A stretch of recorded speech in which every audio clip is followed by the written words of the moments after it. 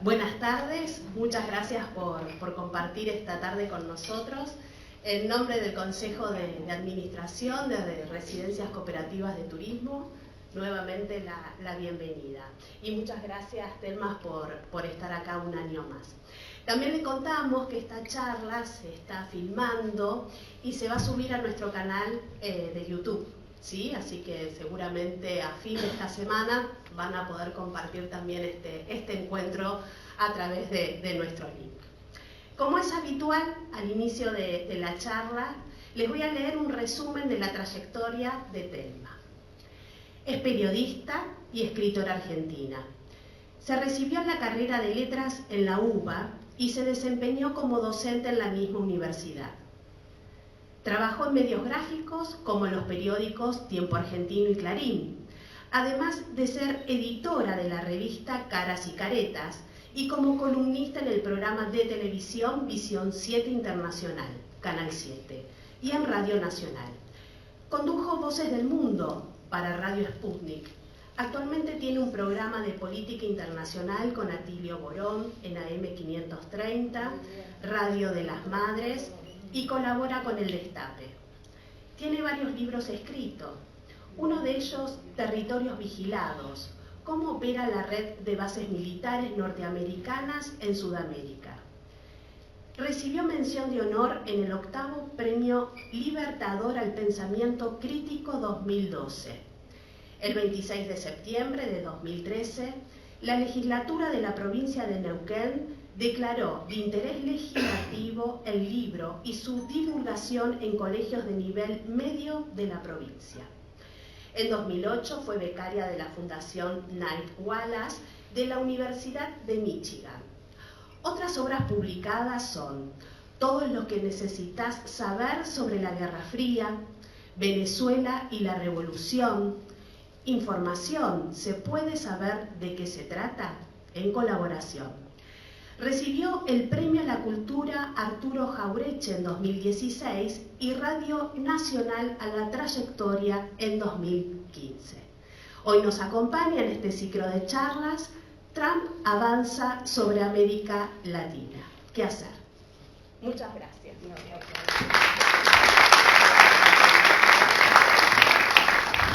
Bueno, muchísimas gracias por estar acá todos y todas.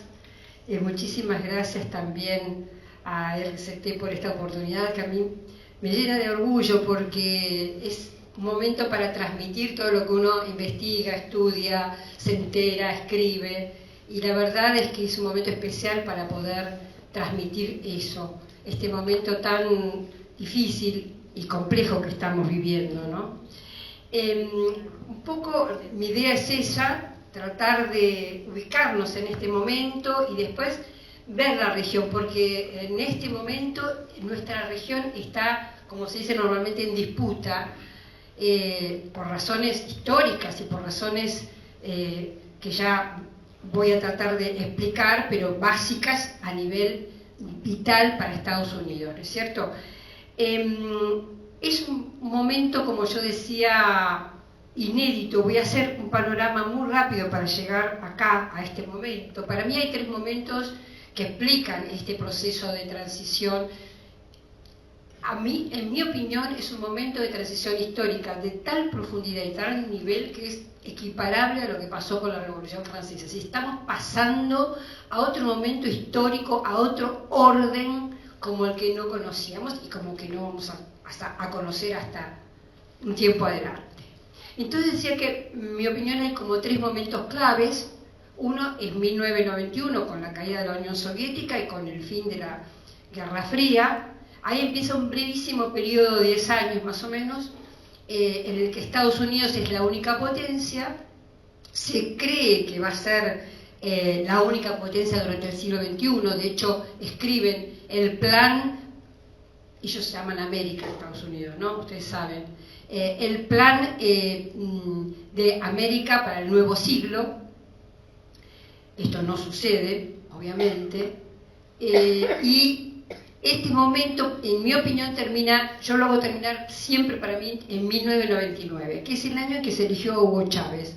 Ahí a mí me parece que empieza el segundo periodo, que es el momento en donde Estados Unidos, la gran potencia, la única hasta ese momento, empieza a tener desafíos. El desafío aparece en su patio, lo que ellos llaman su patio trasero, empieza a aparecer en su propia región, con las primeras décadas del siglo XXI, con los gobiernos populares, nacionales y populares que tuvimos. Avanza en este desafío a la hegemonía, avanza con la creación de los BRICS. La primera reunión de los BRICS es en Ekaterimburgo en el año 2009, donde empieza a aparecer estas potencias regionales, como el caso de China o como el caso de India, y la reemergencia de Rusia, que todavía no se veía muy bien cómo iba a reflotar de ese tremendo shock que tuvo con la caída de la Unión Soviética, pero que ya estaba apareciendo como fortalecida. En 2013 aparece el presidente de China, Xi Jinping, presenta lo que se llama la franja y la ruta, que es la ruta de la seda. Y esto es impresionante porque es una expansión en todo, no solo territorial, sino también marítima, llega hasta Europa. Hoy día son 145, en el 2022, 145 países de los 200 más o menos que hay en el mundo ya habían adherido, casi más del 80% de África, el 90% de Asia, el 50% de América Latina, con ciertas idas y venidas, porque a Estados Unidos obviamente le molesta mucho, etc. Es decir, es realmente un boom. Y el tercer periodo, para mí empieza con la guerra de Ucrania, o sea, en el 2022, con pandemia, con la situación de pandemia, pero también con esa situación, porque realmente a partir de ahí empezamos a ver otro mundo importantísimo. Estados Unidos, no voy a ahondar mucho en el tema Ucrania, si quieren después cuando hacemos preguntas, si alguien interesa ahondo, pero para llegar rápido a nuestra región. Pero en el momento en que Rusia decide su operación militar especial, como la llaman, ya había habido varios anuncios y varias advertencias por parte de Rusia de que no podía aceptar la expansión de la OTAN, el gran poder militar de Estados Unidos y Europa hacia sus fronteras. Era una cosa vital y evidente. Por otro lado, había una promesa hecha concretamente poco antes de la caída de la Unión Soviética. La promesa fue hecha a Mikhail Gorbachev, de no avanzar. Es decir, Gorbachev se compromete a retirar todo el ejército rojo de Alemania y de las naciones de la Europa Oriental con la promesa de Estados Unidos de que no iba a avanzar, era obvio. Bueno, esto no se cumple. No solo no se cumple, sino que pasó algo tremendamente peor, en mi opinión, y pasó en el 2014.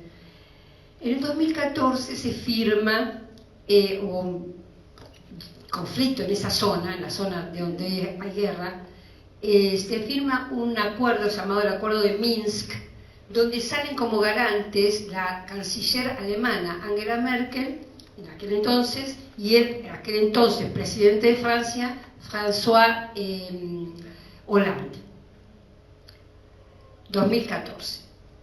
Poco después del 2022, cuando ya la situación está en Ucrania, tanto Angela Merkel como François Hollande confiesan a la prensa que ellos en realidad nunca pensaron que se iban a cumplir los acuerdos de Minsk, que en realidad se había hecho para permitir que para darle tiempo a Ucrania a armarse.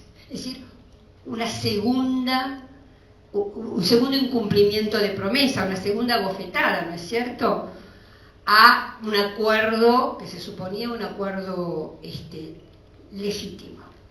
Entonces, el tercer periodo yo lo pongo en este momento, ¿por qué? Porque justamente a partir de esta situación, a partir de las sanciones que recibió Rusia, el país tal vez que más sanciones tiene, junto con Venezuela y Cuba probablemente, y Irán, cuando empieza a ser sancionada Rusia,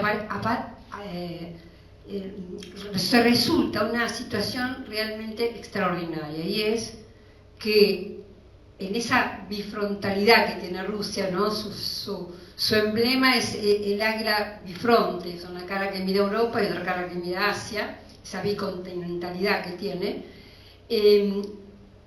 deja, digamos, de atender la situación con Europa y empieza a mirar con mayor fuerza hacia, llega a acuerdos muy importantes con China, acuerdos realmente que ellos llaman inquebrantables.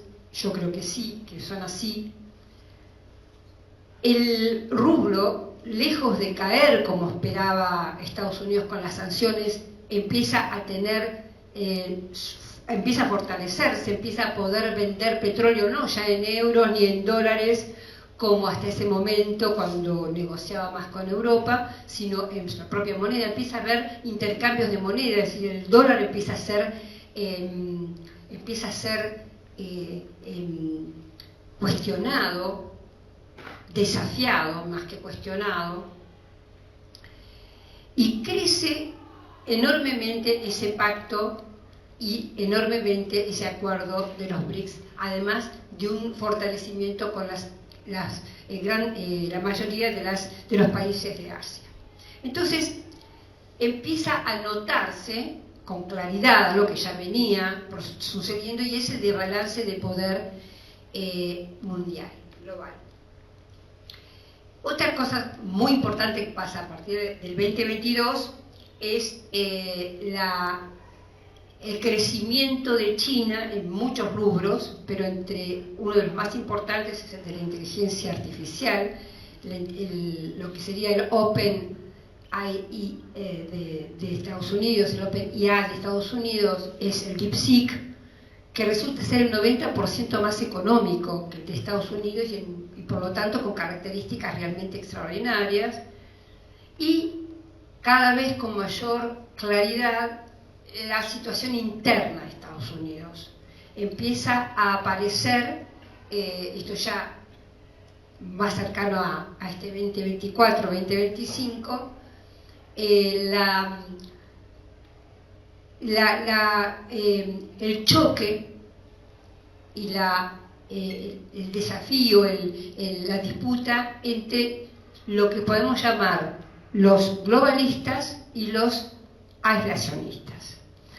Globalistas son los grandes poderes financieros, bancarios y tecnológicos que apuestan por la globalización, y con el triunfo de Trump, los sectores más proteccionistas o aislacionistas que piensan que el neoliberalismo triunfante o descollante a partir justamente de la caída de la Unión Soviética y de ese nuevo proceso, en realidad han traído perjuicios al propio Estados Unidos, ¿no? La deslocalización de las empresas, la falta de trabajo, las deudas, etc. Esto se suma en la actualidad una interna muy fuerte dentro de la misma base electoral de Estados Unidos, el MAGA, el Make America Great Again, un sector muy importante que lo votó y lo siguió justamente por la promesa de que las guerras iban a terminar. Las guerras no terminaron, no terminó la guerra de Ucrania en 24 horas como prometió, todavía sigue, ya cumplió un año. Una interna o un sector interno del MAGA que no acuerda con los no cumplimientos de Trump en cuanto a sus promesas a nivel de política exterior. Entonces, en este momento, hay quienes dicen que es una nueva Guerra Fría. Yo no adhiero a esa concepción.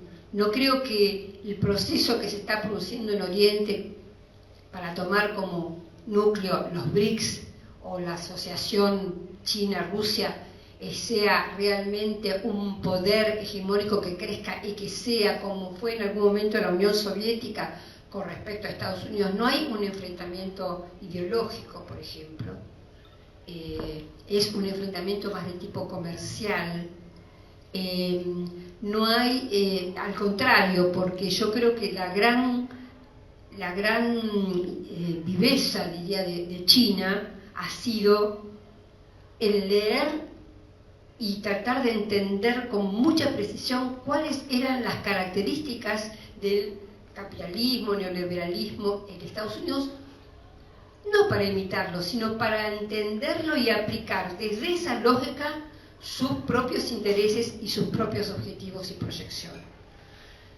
China ha dicho de mil maneras que no le interesa la confrontación, y yo creo que es verdad, no le interesa la confrontación.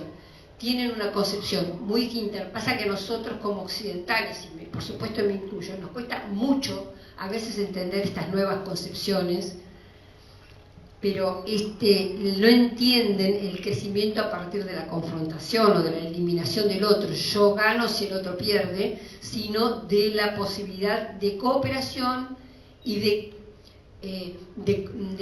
intercambio en donde las dos partes o las tres partes puedan ganar.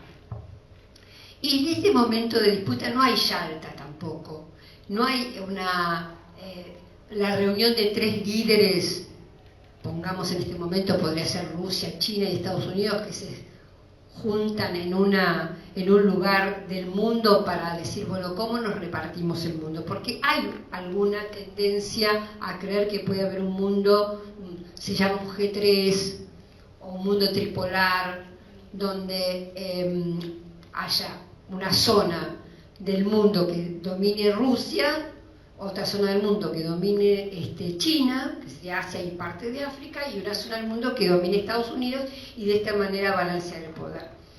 Por supuesto, les quiero aclarar algo, ¿no? Yo no sé cómo va a terminar este partido, pero bueno, es lo que me parece en este momento que está sucediendo en la confrontación de estos líderes y de estas potencias. Es decir, no creo que haya una repartija del mundo en este momento. Y las características que yo encuentro justamente en este momento de transición histórica, voy a nombrar tres que me parece que son las principales. La primera es la característica de descarnada y digamos, franqueza es una palabra positiva, pero lo que yo quiero decir, esa desnudez que hay en este momento para enunciar las cosas, sobre todo por parte de Estados Unidos, donde viola las reglas internacionales, viola las leyes y dice, estoy violando las leyes y yo voy a saquear. Es decir, una extrema violencia y una extrema desnudez de la cual no estamos acostumbrados y que es un momento que caracteriza, en este momento está caracterizado por esto, nos sorprende, obvio, no hay todavía armas ni respuestas, ni discursivas, ni diplomáticas para esto. La segunda característica que me parece que es muy importante es esto que yo comentaba antes de transición histórica. Es decir, hay que verlo bastante para atrás. Yo creo que incluso debería que verlo, por poner poco, desde 1945, porque se están justamente cuestionando todas esas estructuras que nacieron en aquel momento, desde ya las Naciones Unidas, con este nuevo plan de paz de Donald Trump. Algunos lo llaman las Naciones Unidas Blue. Eso es muy argentino, ¿no? Porque solo nosotros sabemos lo que es el Blue.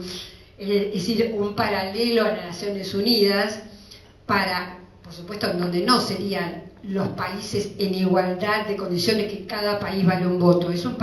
Sería unas Naciones Unidas donde un país, Estados Unidos, vale por todo lo demás. Pero bueno, las estructuras de 1945, Bretton Woods, las Naciones Unidas, incluso la OTAN, están en un momento de quiebre, de deshilachamiento. Incluso el dólar, como yo decía, en aquel momento el dólar aparece como moneda, digamos, como decisión de aquel momento había dos posturas, una de Keynes, justamente, el economista, que era una moneda universal, que se llamaba Bancor, que tenía su equivalente en oro y que iba a ser utilizado por todos los países como intercambio comercial, y el dólar gana esa posición, la del dólar, del economista White,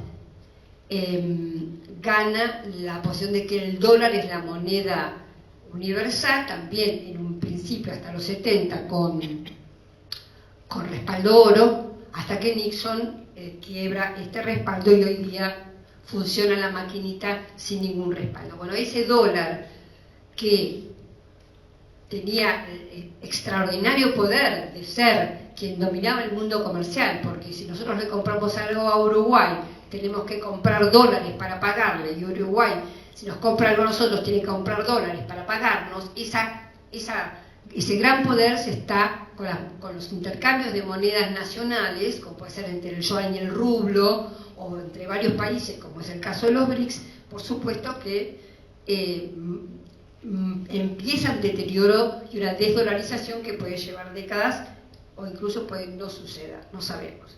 Porque la tercera característica, a esto voy, es, yo siempre pongo el ejemplo de que en este momento estamos asistiendo a un partido de fútbol en su momento, 20 minutos del primer tiempo. O sea, nadie puede decirles cómo va a terminar, nadie podemos saber cómo va a terminar. Lo que yo puedo hacer es tirarle algunos posibles escenarios, pero qué va a pasar es imposible conocerlo.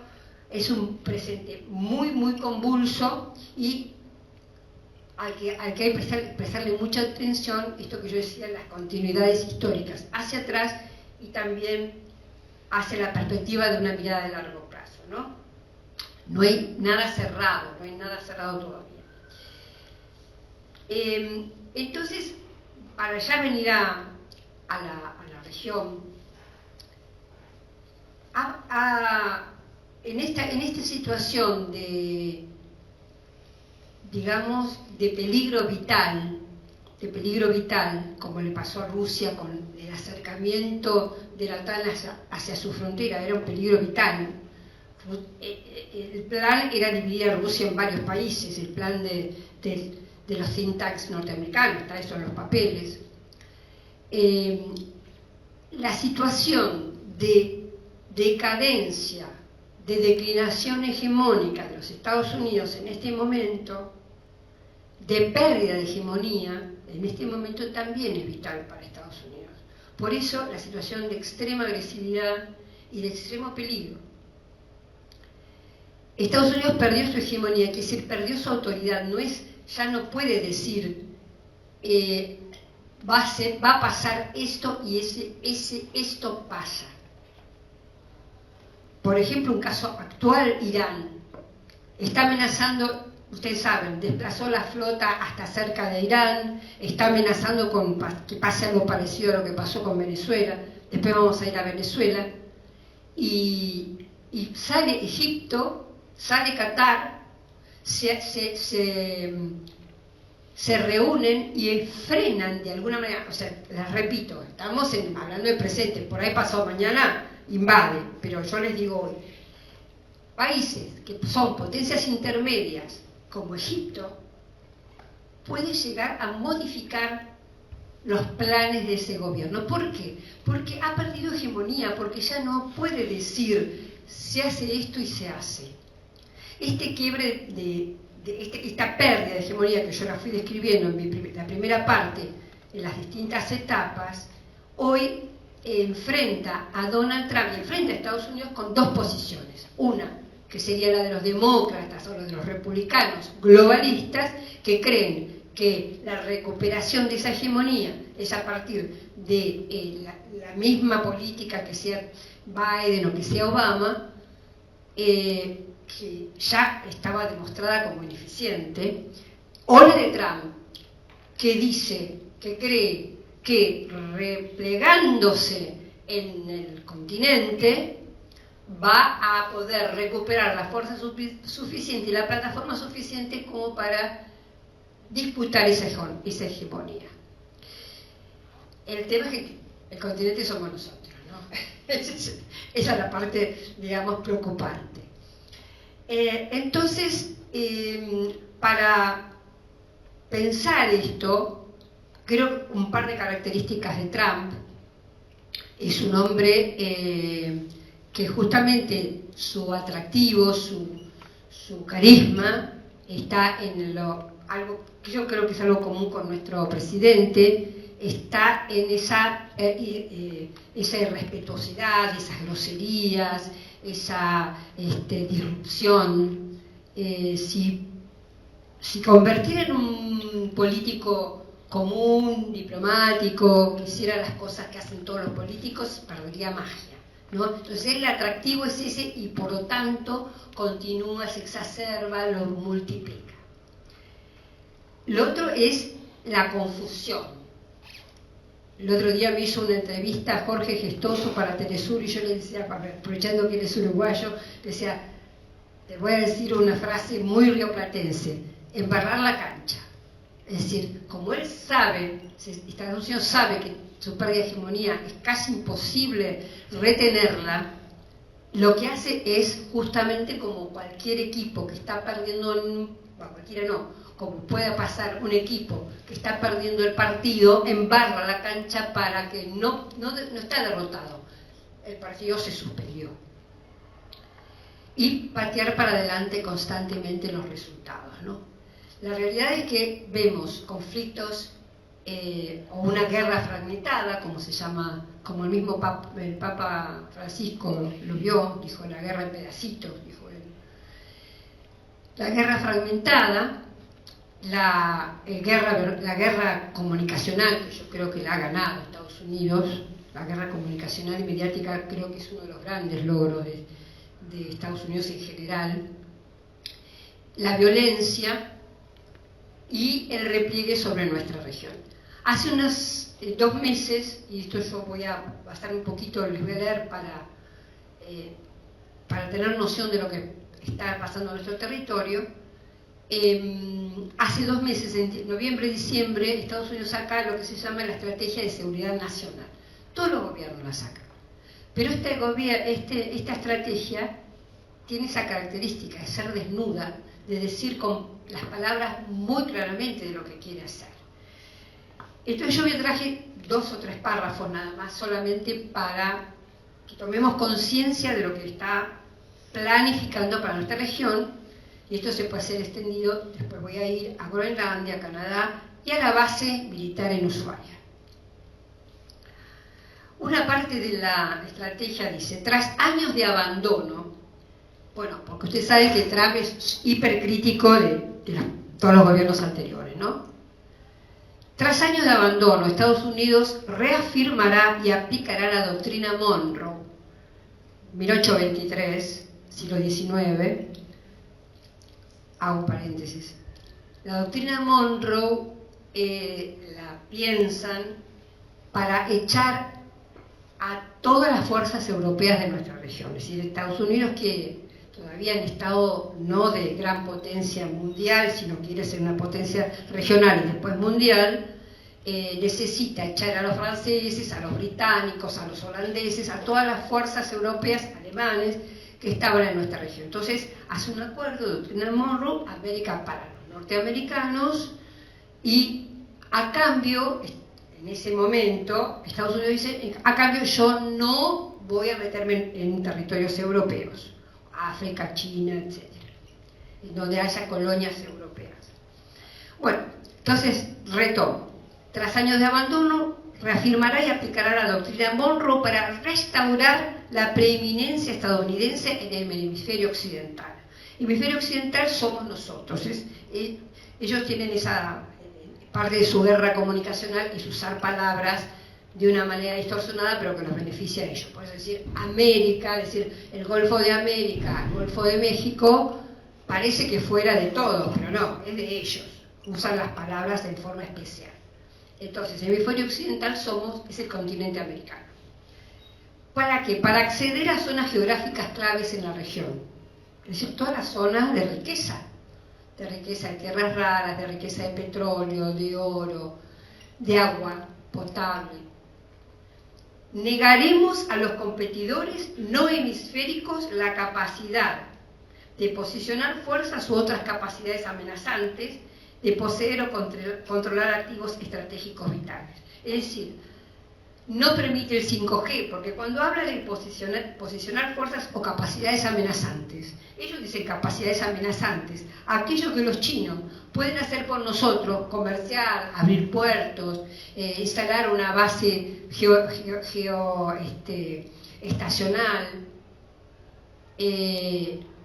o mucho más simple, un oleoducto. Eso lo consideran capacidades amenazantes. Y desde ya controlar activos estratégicos vitales como petróleo, etc. Entonces, negaremos a los competidores esa posibilidad porque es una restauración del poder de Estados Unidos y dice concretamente, vamos a hacerlo con fuerza letal si fuese necesario.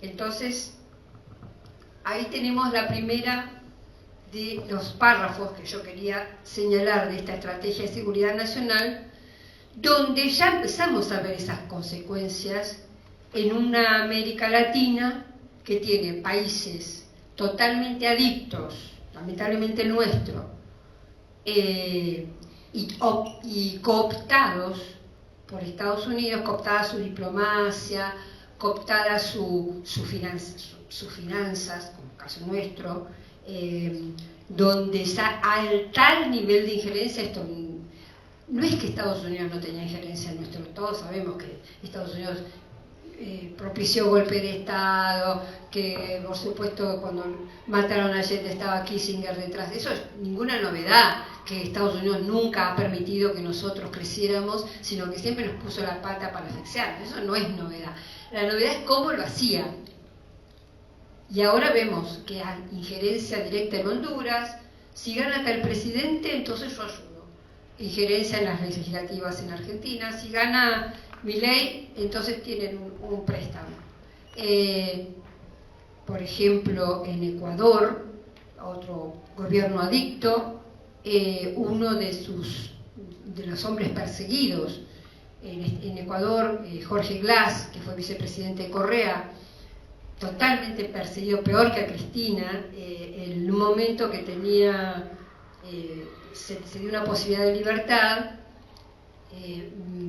se exilió en la Embajada de México y entraron en la Embajada de México, irrumpieron en la Embajada de México desconociendo todas las reglas de la diplomacia, donde una embajada es una zona totalmente inviolable por un ejército del país. Eso es como parte del país, como parte de México. Todavía tenemos 9. López Obrador de presidente. Bueno, esto es solo por poner algunos ejemplos de la creciente militarización de nuestra región. Otra parte de esta estrategia dice: nuestro objetivo en América Latina es reclutar y expandir. Obviamente es para la guerra, no lo dice, no pone la palabra guerra. Por eso yo estoy tan preocupada y agradezco la presencia de ustedes, porque creo que hay que saber de dónde estamos y hay que hacer, porque si tenemos una base militar en nuestra región, si permitimos la militarización, nosotros tenemos hijos, tenemos nietos, ¿qué va a pasar con ellos? O sea, la guerra, ¿estamos hablando de eso? Dice, reclutaremos para controlar la migración. Bueno, yo lo leo y después doy mi versión. Reclutaremos para controlar la migración, para combatir la droga, para reforzar seguridad en tierra y mar. Esa es la parte del reclutamiento. Sabemos que esto de decir que se invade para evitar que haya narcotraficantes es un verso, lo sabemos.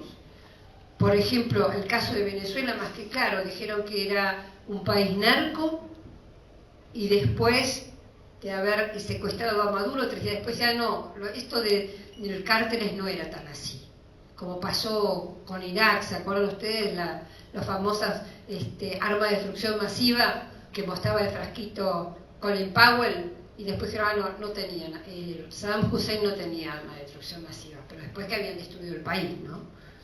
Entonces, la excusa, las justificaciones es el control de la migración, el combatir la droga y la seguridad en tierra y mar, porque uno de los clásicos de Estados Unidos es decir que todo lo hace para proteger su seguridad, ¿no? Esta es la parte de reclutar. Y la parte de expandir dice como socios económicos de seguridad y militarización. Entonces, traducido, ¿qué es expandir? Es lo que pasó en Venezuela.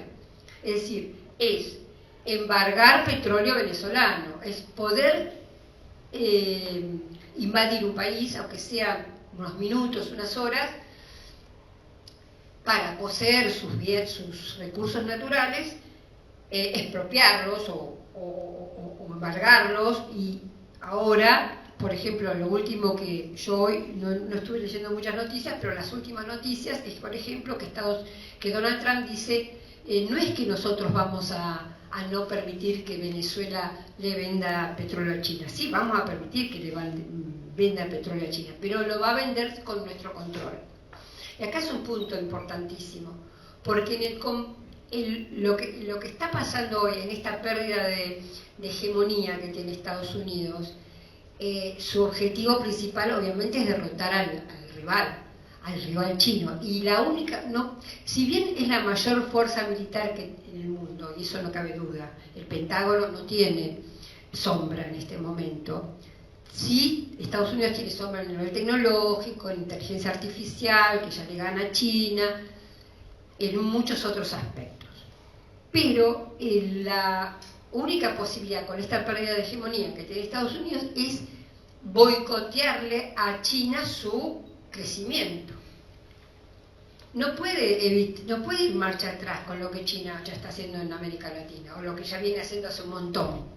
No puede, por ejemplo, inauguró el año pasado el puerto de Chancay en Perú. Perú es totalmente copada por Estados Unidos. El puerto de Chancay es de una tecnología de avanzada super, ultra, hiper China. Estados Unidos no la puede sacar. Lo que puede hacer es tratar de neutralizar eso lo más posible. Y por eso estos combates por el petróleo. Venezuela vendía poco petróleo a China, creo que es algo de 2, 3, 4%, pero por ejemplo Irán vende casi el 80% del petróleo que consume China. Entonces, neutralizar la venta de petróleo iraní es un triunfo para Estados Unidos. Digo esto porque algunas cosas que no parecen ser guerra son parte de esta guerra fragmentada, híbrida, como se llama, porque es guerra comunicacional, guerra financiera, guerra comercial y militar también. Entonces, decía esto porque parte del control de las riquezas, de las tierras raras, que son, creo que son 17 elementos, no me acuerdo ahora, son 17 elementos que no son difíciles de encontrar ni complejos, pero son difíciles de procesar. Y China tiene una gran avanzada en ese campo. Y son fundamentales para todo lo que sea celulares, todo lo que sea fabricación espacial, computadoras,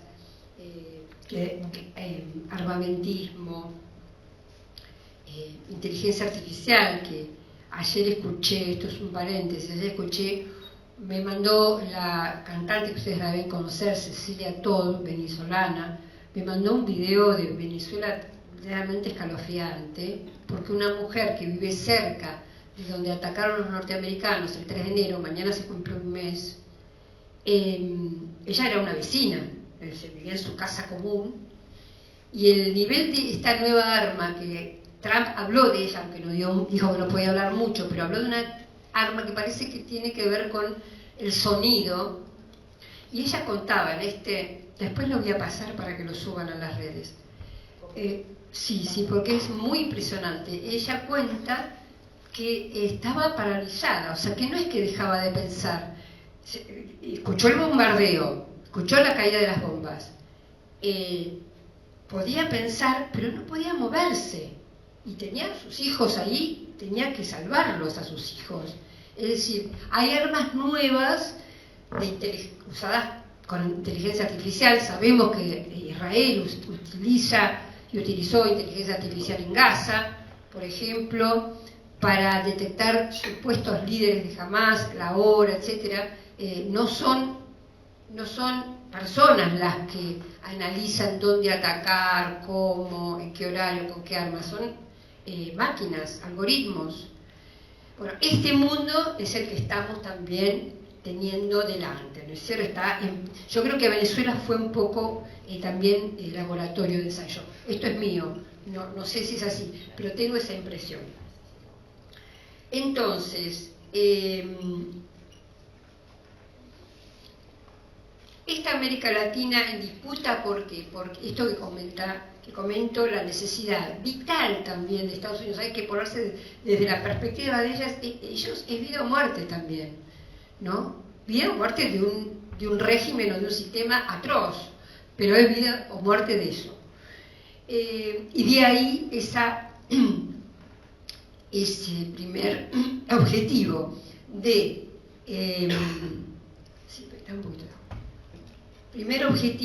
de recuperar la parte de Norteamérica, porque pensemos que Norteamérica tiene una parte que es europea, o sea, tanto Groenlandia, que es de Dinamarca, son monarquías y europeas. Groenlandia es monarquía danesa y Canadá es monarquía británica todavía.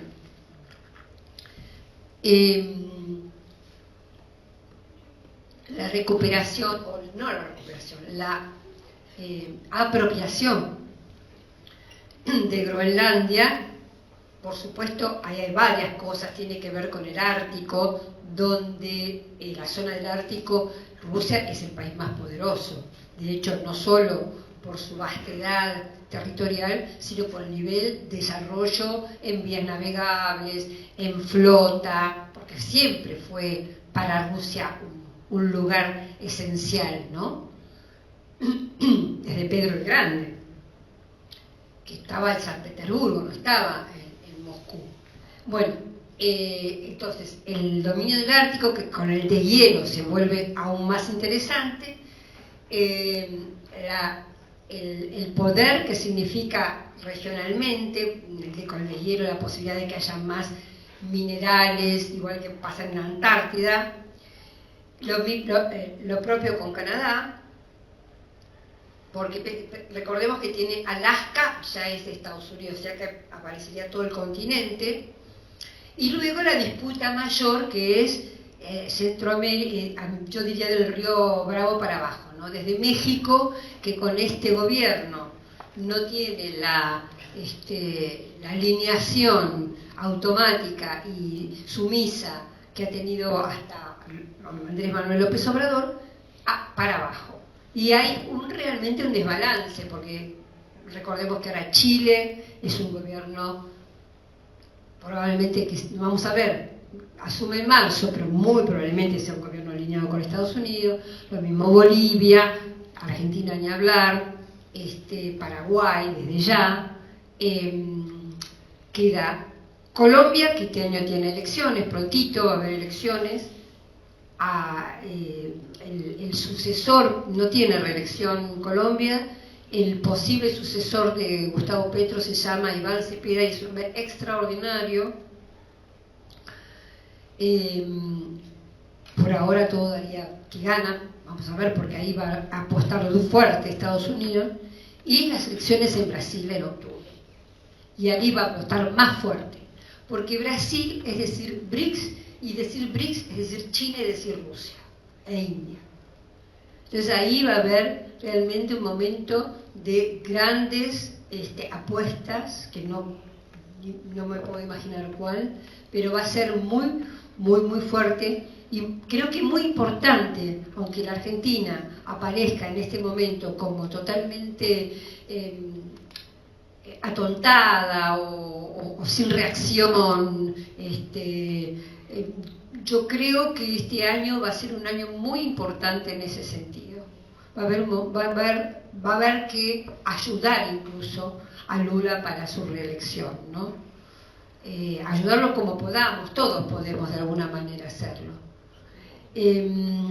Y en este año, ahora en abril, hay un momento muy importante también porque se juntan Xi Jinping y Donald Trump en China, un momento que se augura también de un gran cambio, porque al parecer, estos son rumores, no sabemos qué va a pasar, yo les cuento, pero no sé qué va a pasar. Hablan de una posibilidad de acuerdo comercial con beneficio a Estados Unidos para que Trump salga al estilo de él como el gran campeón, el que se las ganó todas, y a cambio una mayor posibilidad de que Taiwán vuelva a China. Es decir, un menor sofocamiento de Estados Unidos sobre Taiwán, de manera que China pueda cumplir su sueño, no es un sueño, es un proyecto histórico, político, de recuperar Taiwán, la gran isla que desde 1949, cuando ganó la revolución china Mao Zedong, ahí se replegaron los nacionalistas y desde aquel momento quedó separada del continente, y China quiere llegar al 2049 con el centenario a tener todo el continente integrado. Dicen eso, no sé qué va a pasar, pero es una fecha importante. Otra fecha importante, por supuesto, va a ser el Mundial de Fútbol, porque es nada menos que con los dos países que Trump se está llevando mal. México, al que amenaza con que va a invadir porque está lleno de narcos, y a Canadá porque quiere que sea el Estado 51, lo dijo así.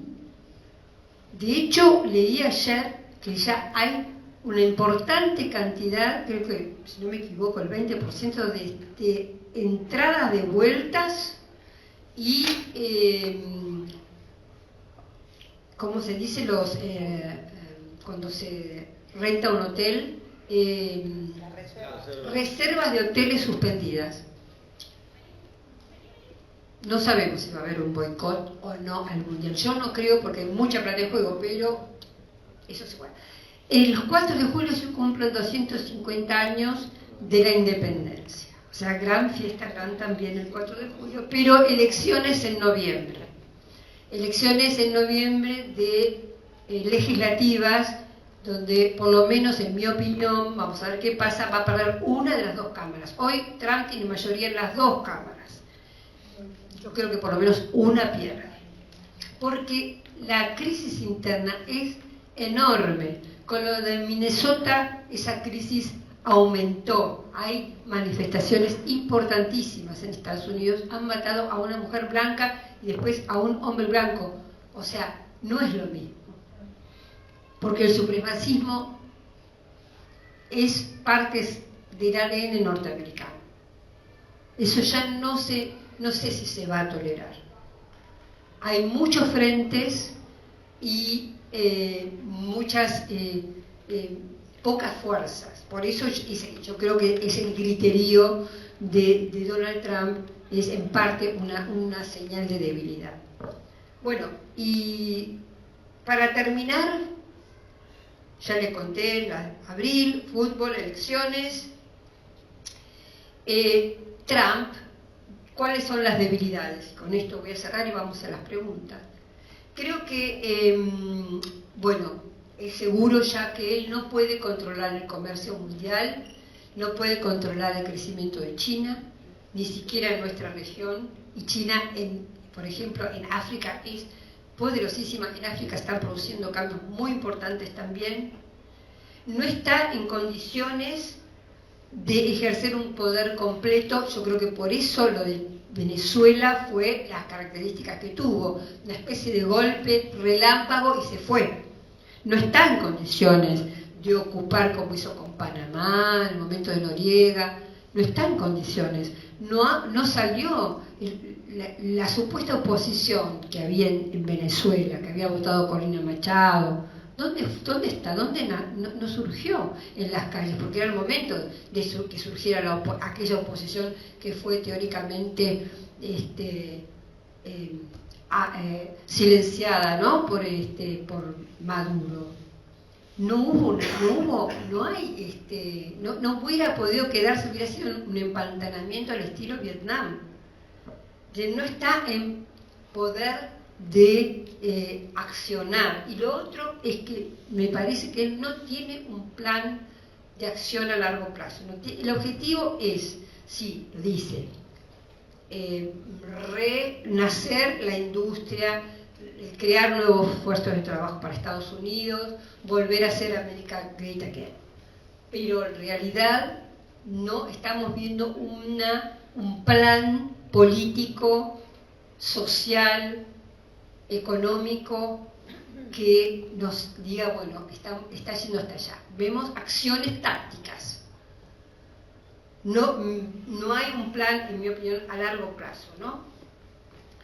Entonces, para finalizar, mi preocupación, estas son las debilidades, mi preocupación es que en ese contexto nosotros somos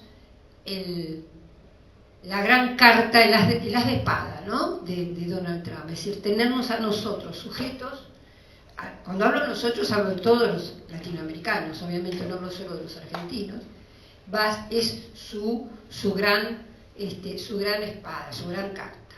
Y en eso es donde nosotros vamos a tener que pelear, para que esto no suceda. Yo creo que hay posibilidades de que esto no suceda, pero no va a ser sin disputa, no va a ser sin situaciones de violencia, y sin duda momentos complejos en los que vamos a atravesar. Bueno, muchísimas gracias.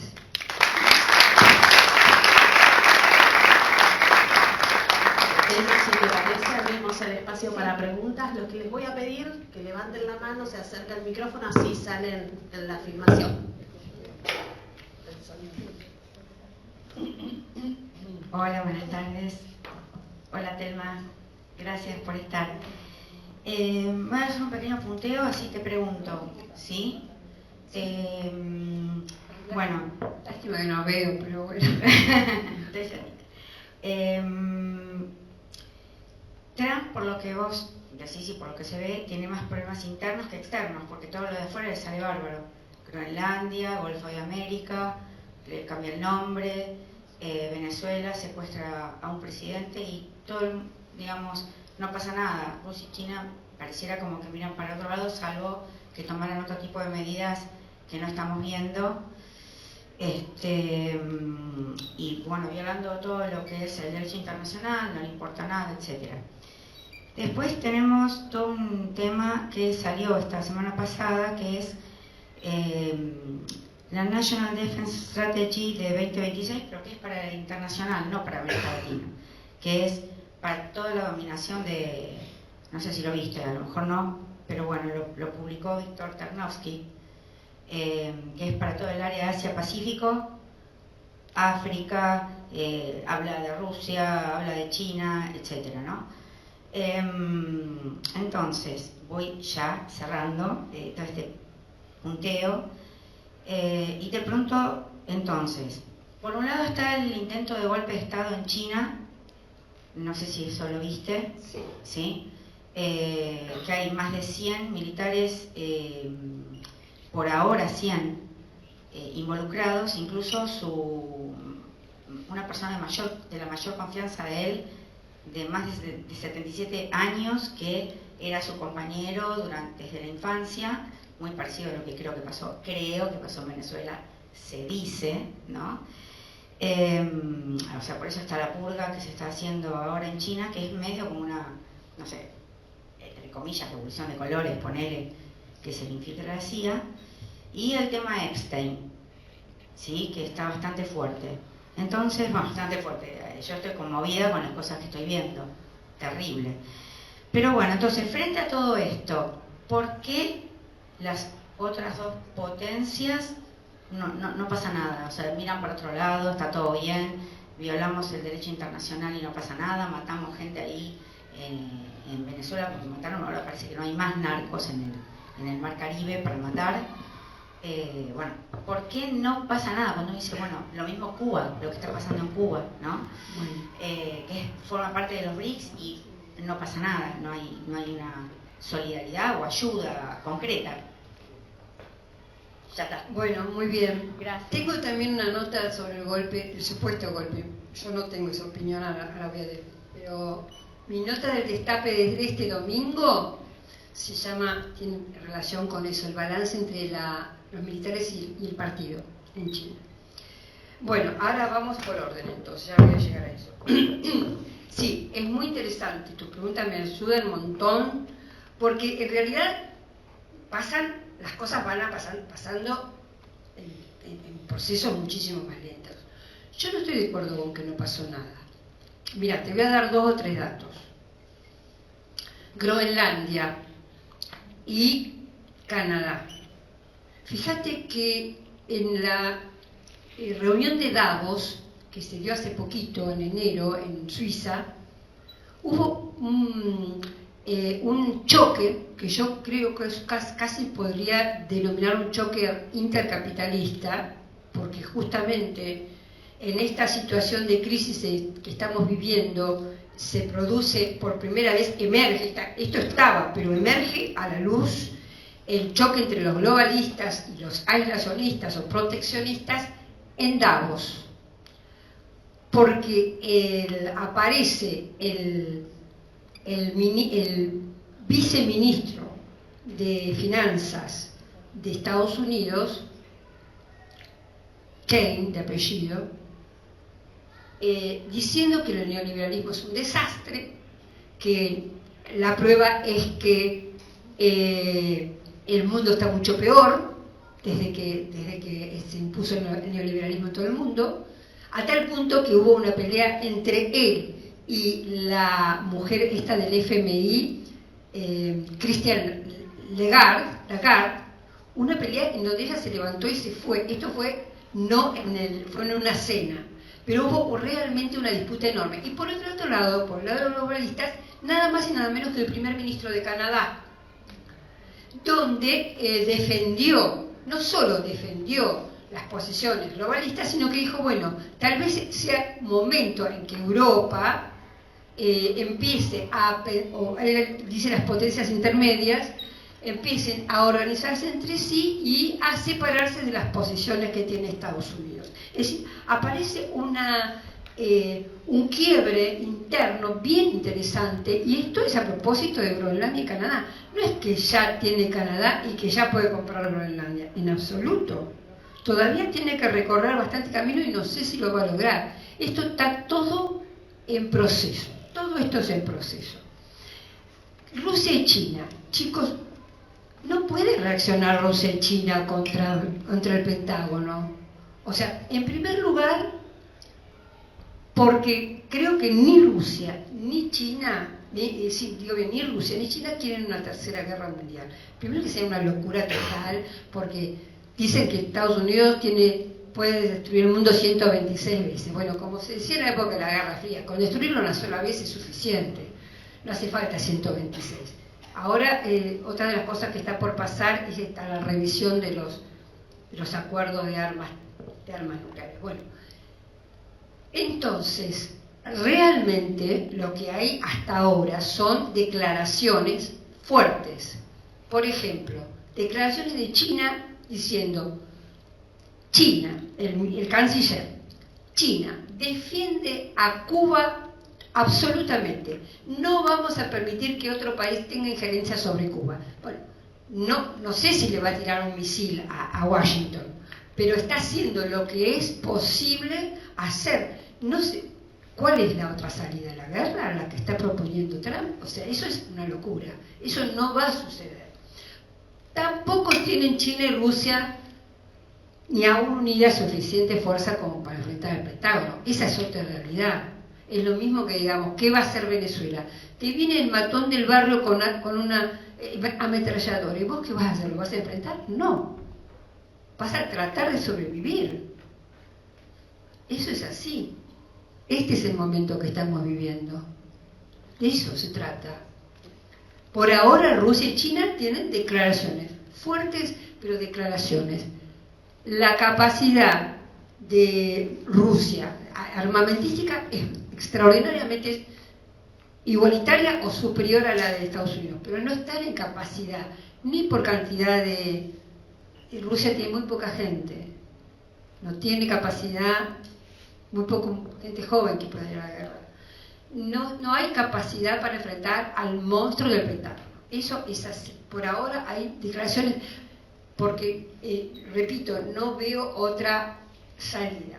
Ahora bien, pero esto voy, a que no es que a nadie le importe nada, no es así, es que se hace lo que se puede, como está pasando en el ejemplo que yo puse de Irán, donde potencias intermedias se reúnen y dicen, no, por favor, cuidado con esto porque vas a desparramarse una guerra regional, cosa que sucedería, si llegan a hacer algo similar a lo que pasó en Venezuela, en Irán, la guerra se desparrama en Oriente Medio. Porque ahí sí hay armas nucleares, nosotros, digamos, de México para abajo no hay armas nucleares, zona de paz, etcétera, etcétera. Es otra película. Y después, el golpe. Bueno, como yo comenté antes, la guerra mediática la gana Estados Unidos permanentemente. Cuidado con esa idea de que fue un golpe en China.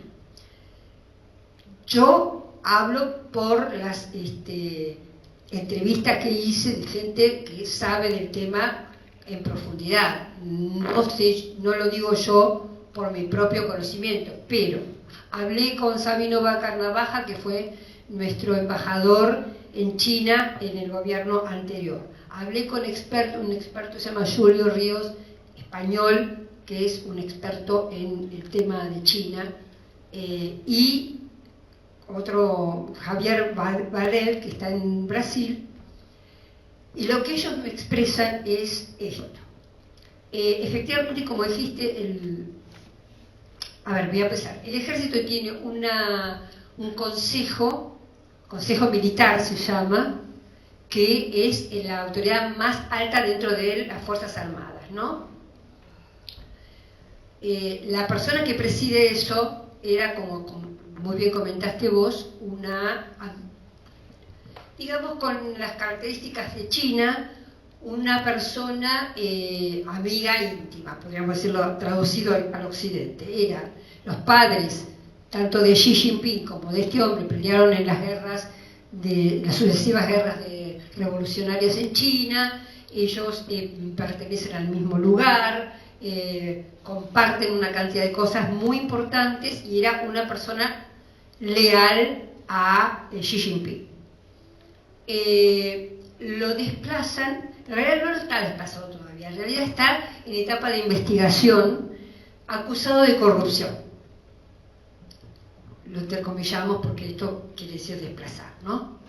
El tema, digamos, lo que Occidente dejó traslucir, y que me afirman los expertos de China que no es verdad, es que ni hubo, una de las vertientes era la del golpe de Estado, y la otra era que este señor, cuyo apellido no me acuerdo, este alto general, le había vendido información nuclear de China al Pentágono. Eso también es falso. Entonces lo que me explica esta gente experta es que en realidad fue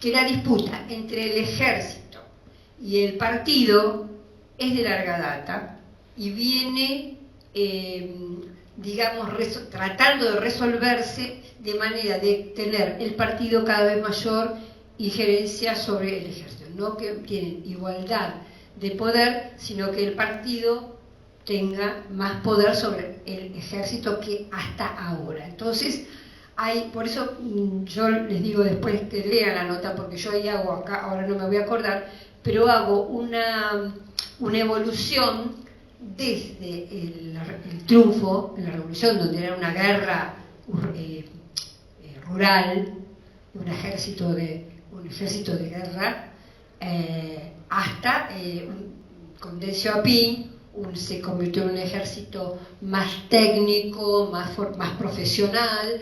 Después, en la época en el primer Xi Jinping, aparece como una primera instancia de intento de subordinación Por ejemplo, se hablaba, incluso en un momento se habló de nacionalizar el ejército, porque es el ejército del partido, no es el ejército de la nación, de la república, es un ejército todavía de partido.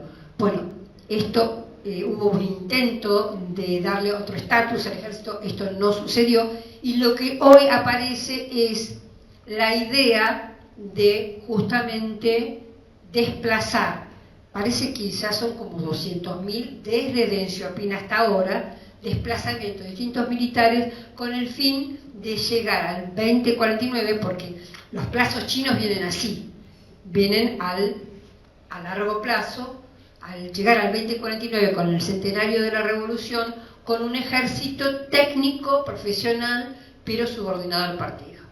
Y ahora, el 2027, que es el centenario del ejército,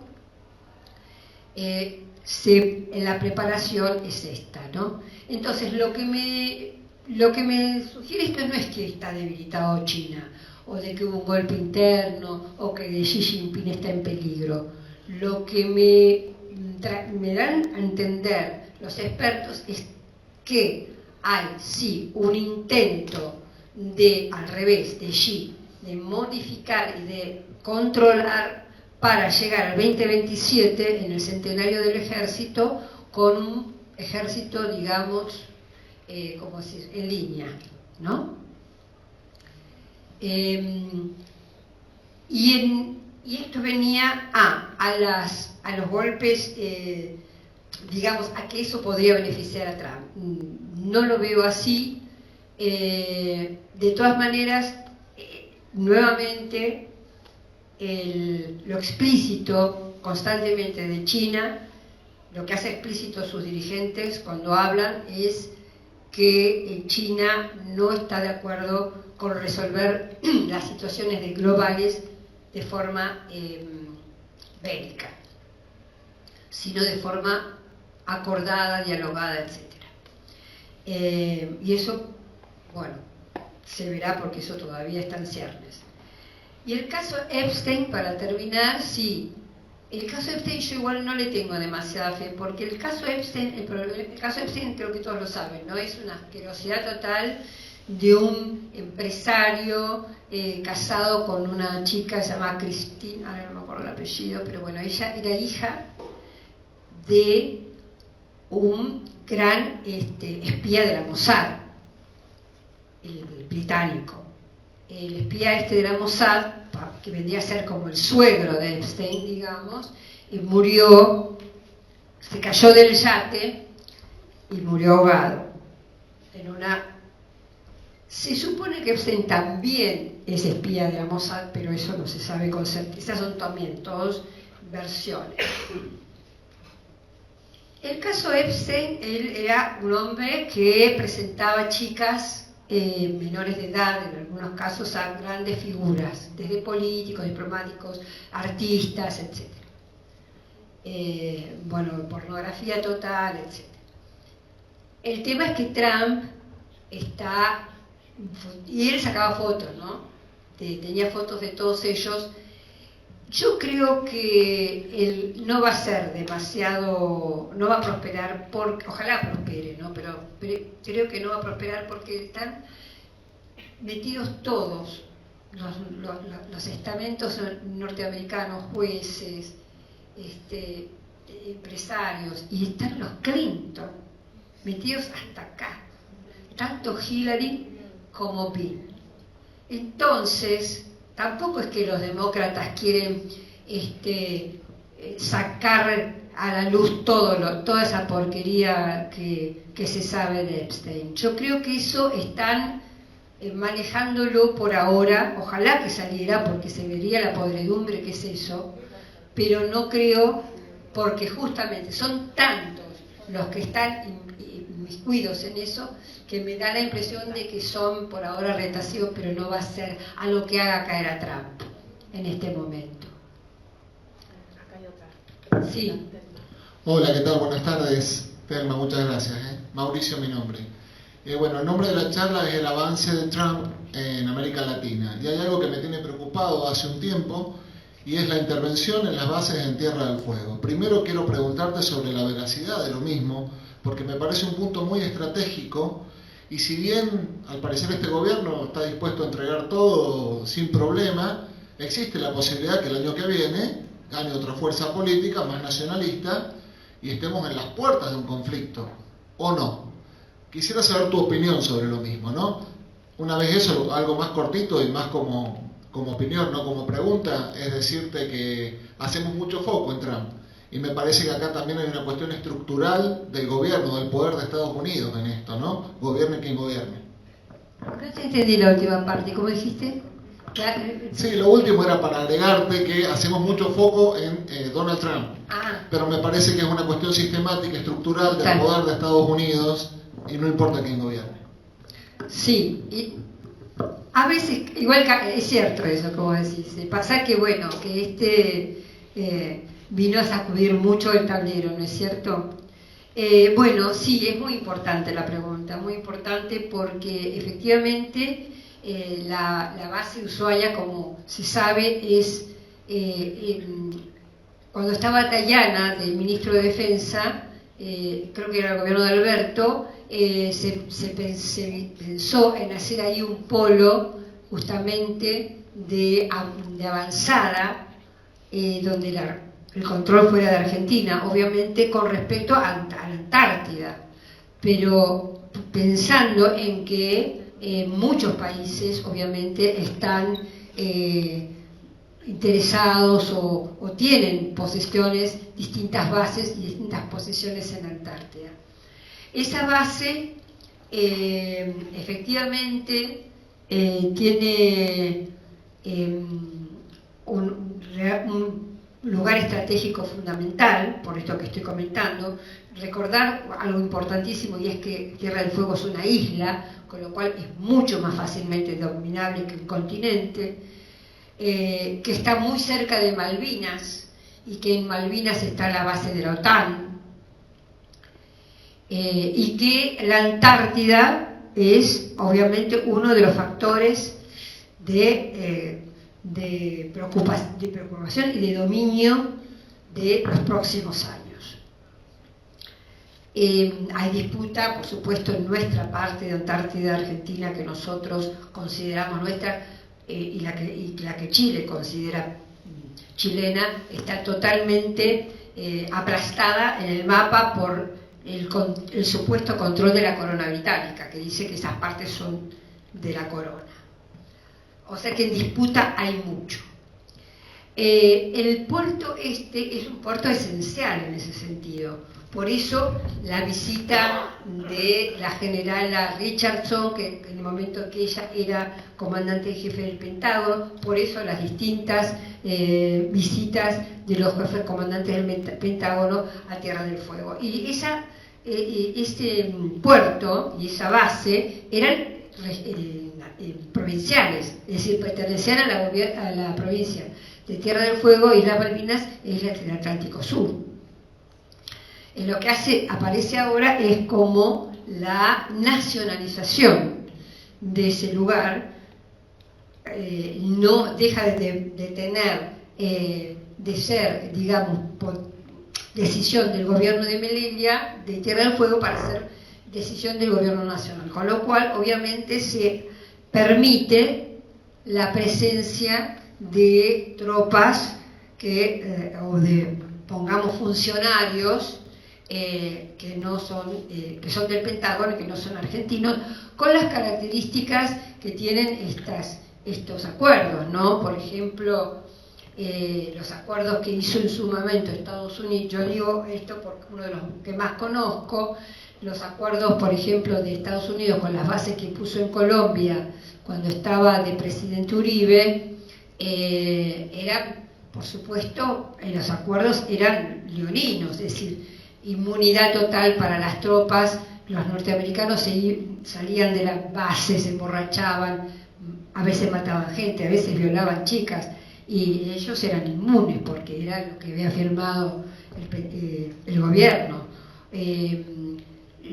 Lo mismo pasaba con la base de Manta en Ecuador, antes de que Correa le cortara no le renovara el contrato al Pentágono. total prohibición, digamos, de presencia del país. Es decir, por ejemplo, en el caso de la base de Manta, no podían entrar los generales ecuatorianos, o sea, no tenían acceso. Bueno, esta serie de medidas que son una entrega absoluta en un lugar donde, como decimos, es absolutamente estratégico ahora y estratégico de aquí en lo que va del siglo XXI. Por esto que comentamos, por la Antártida, por nuestras disputas por la Antártida, por nuestras disputas por Malvinas, y por lo que significa como control del continente. Porque la base de Malvinas, ¿te acuerdas cuando se decía, no, esas islas que quedan tan lejos, ¿a quién importa? No sirven para nada. Era parte del discurso, del relato para que Argentina o el resto del continente pensara que eso era una pérdida de tiempo ocuparse de Malvinas. Malvinas es estratégica como es Tierra del Fuego. Desde Malvinas se tiene control del Atlántico Sur, del Pacífico Sur, del Índico. Todo lo que yo comentaba de la ruta de la seda con el Índico es desde ahí a la...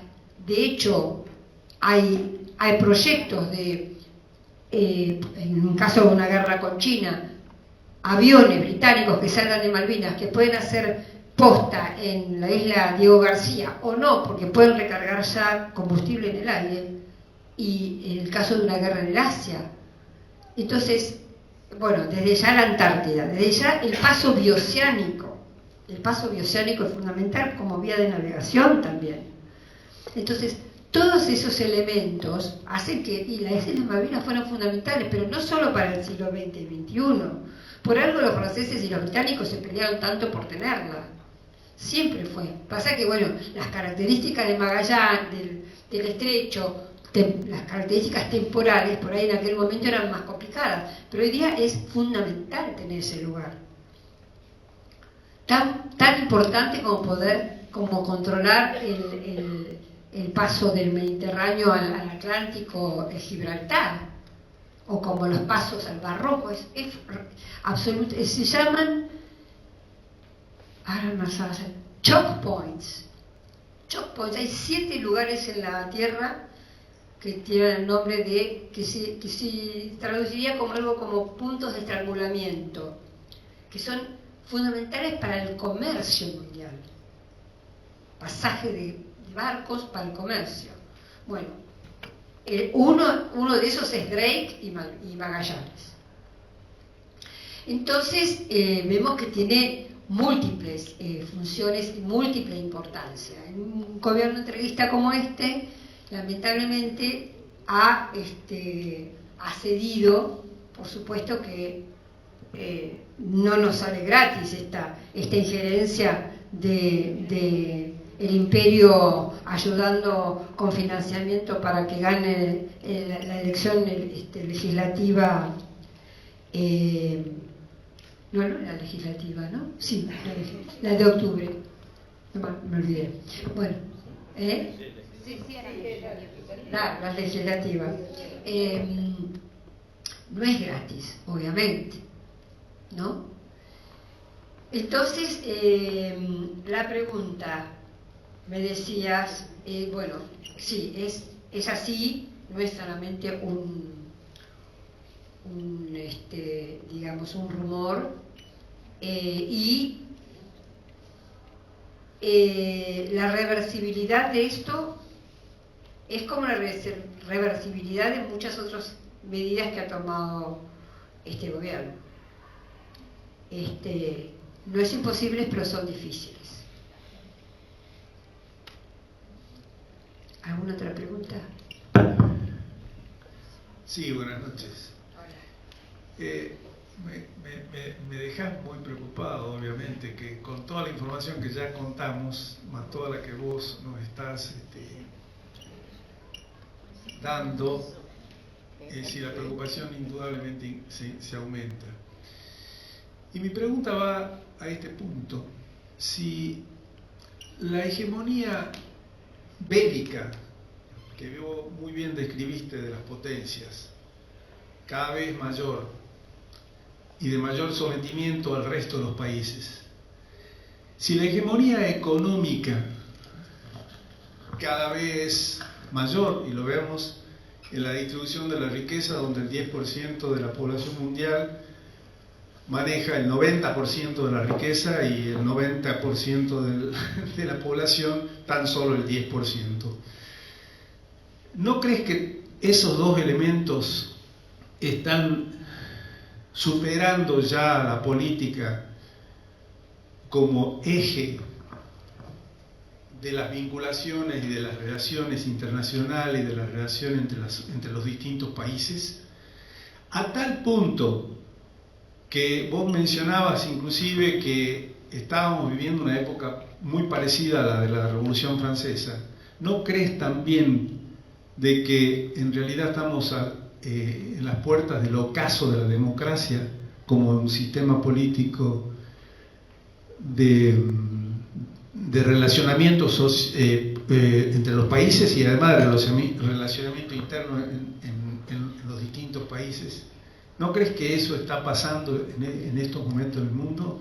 Que la hegemonía económica y la hegemonía militar están superando de tal manera a la política que hoy estamos en presencia de un ocaso del sistema democrático en el mundo, y sobre todo a la luz de lo que los propios líderes que hoy de alguna manera nos gobiernan acá en la Argentina, Estados Unidos, el propio ex presidente brasileño Bolsonaro, han venido mostrando unas características totalmente antidemocráticas y de respeto y de falta de respeto total a las instituciones establecidas constitucionalmente, ¿no? Sí, entiendo tu preocupación, yo también la tengo. Como les decía antes, estamos en el momento 20 de un partido donde yo no sé cómo va a terminar, no les puedo decir realmente. Yo, la verdad, no sé si es mi característica de optimismo, pero hay momentos oscuros en la historia, hubo momentos muy oscuros, pero yo creo que no son eternos y no... me parece que el afán de sobrevivencia del ser humano es más fuerte que el de la violencia y la destrucción. Por supuesto que las fuerzas destructivas que tenemos están siempre accionando, pero yo no sé, es un parecer, no lo sé, no te lo puedo jurar, pero vamos a ir a lo concreto que vos preguntaste.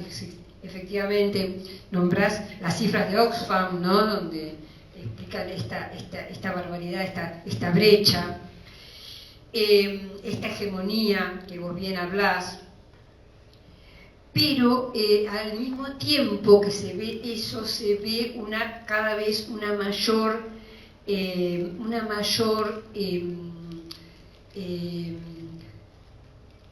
mayor crecimiento y una mayor posibilidad de distintas salidas. ¿Por qué?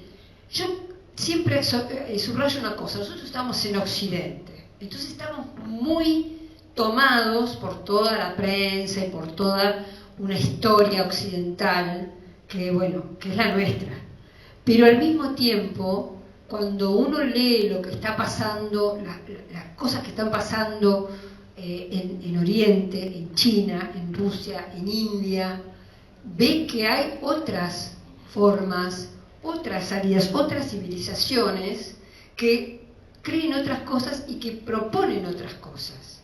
Entonces, me parece que lo que va a pasar es un poco una mezcla de todo eso que nos va a cambiar, sin duda. Yo, cuando hablaba de la Revolución Francesa, no hablaba porque quería homologarlo, sino por señalar la profundidad del cambio, ¿no? Y vos hablabas del tal vez ocaso de la democracia, no lo sabemos, pero es cierto. Una de las características de estos gobiernos occidentales es eso, como yo decía, la desnudez, es la violación de las reglas que nos venían más o menos organizando como naciones que nos hacían más o menos respetar, que nos hacían más o menos no caer en guerras tremendas, y sin embargo vemos en este momento situaciones que echan por tierra eso, que violan todo tipo de regla, no solo de reglas internacionales, sino de reglas humanas, como un genocidio, para poner en ese lugar un resort turístico. Estamos viendo partes del ser humano horrorosas y sin ningún tipo de control o de fuerza punitiva que la haga retroceder, ¿no? Este es el momento histórico oscuro que estamos viviendo. No sé si la democracia va a sobrevivir o va a cambiar en otro sistema. En este momento estamos en un caos sistémico, justamente. No sé qué puede pasar. Hasta ahora venía como organizándonos, y creo, por lo que veo en los países que están pudiendo tener una voz fuerte, como el caso de China o Rusia, que por ejemplo defienden la Carta de las Naciones Unidas, dicen hay que seguir manteniendo esta organización.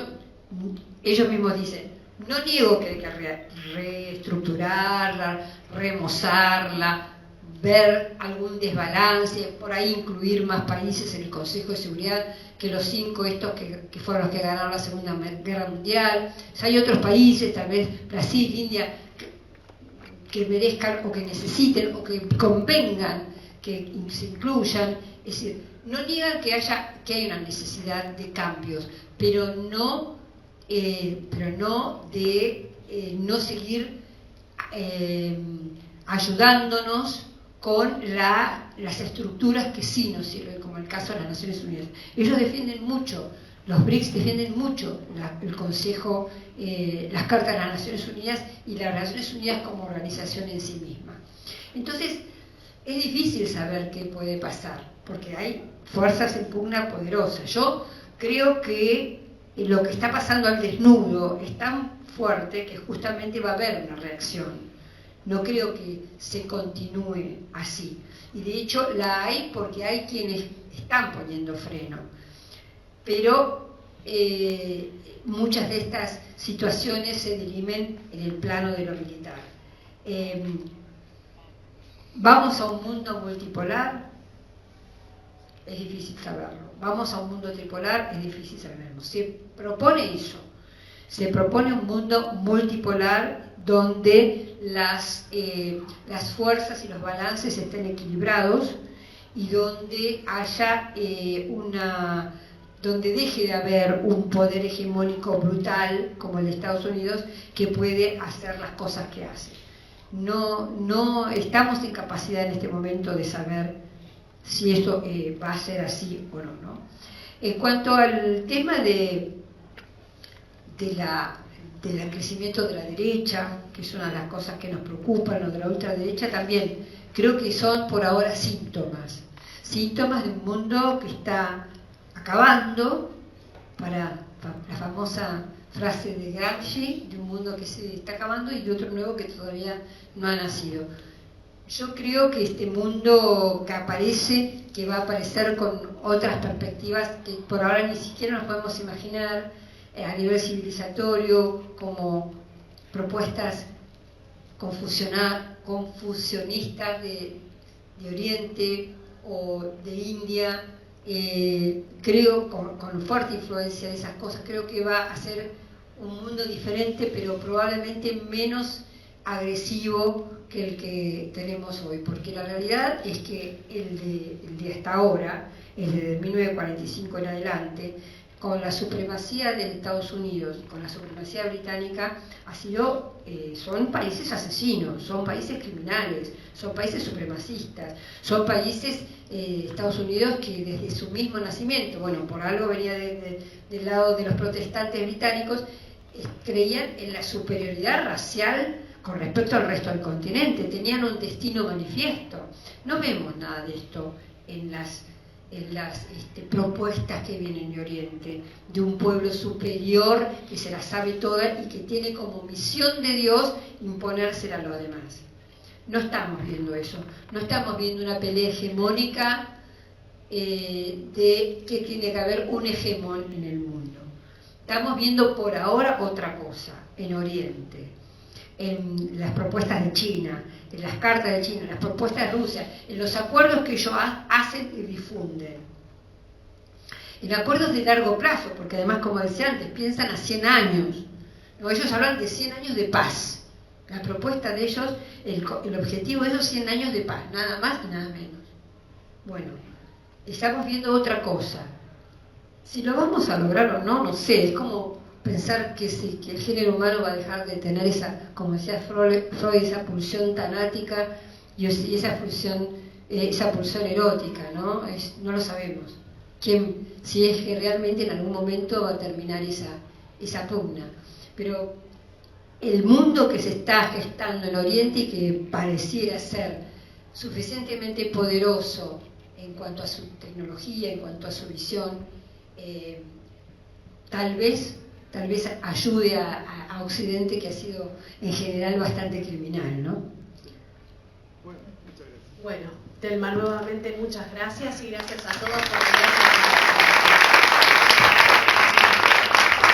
Gracias por la participación.